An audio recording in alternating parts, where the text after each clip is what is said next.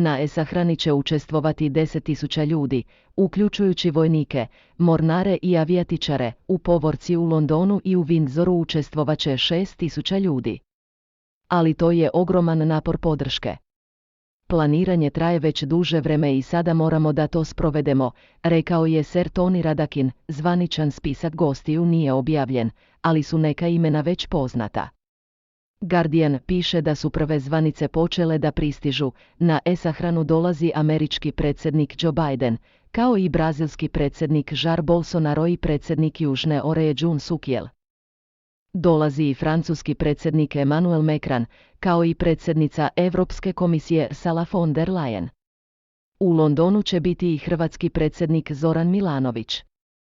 Također, dolazi i predsjednik Turske Recep Tayyip Erdogan. Srbiju predstavlja premijerka Ana Brnabić. Sahrani će prisustvovati i kineski potpredsjednik Wang Qishan, a očekuje se da će prisustvovati i lideri većine bivših britanskih kolonija. Na sahranu će otputovati japanski car Naruhito i carica Masako, a pridružit će im se i članovi nekoliko evropskih kraljevskih porodica, među kojima je i porodica Karađorđević. Predstavnici Sirije, Venezuele i Afganistana nisu pozvani, dok su pozivi iz Severne Koreje i Nikaragve upućeni samo ambasadorima.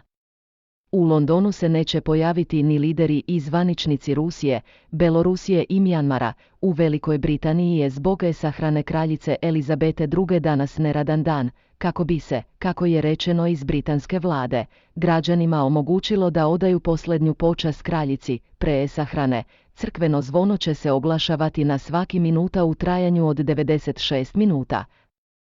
Koliko je živela Elizabeta?